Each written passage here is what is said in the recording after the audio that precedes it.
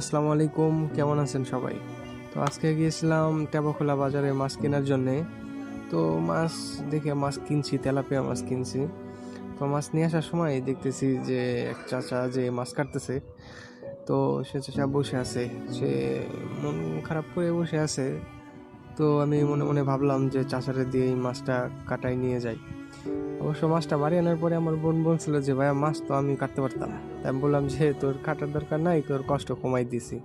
তা মাছটা কাইটে আনছি। আসলে চাচাটা আসলে মন খারাপ করে বসেছিল, এই জন্যই ভাবলাম যে মাছটা তার কাছ থেকেই কাটায় নিয়ে যাই। পরে সে মাছটা কাইটে দিল। তাই আমি জিজ্ঞাসা করলাম যে চাচা আপনার বাসা কই?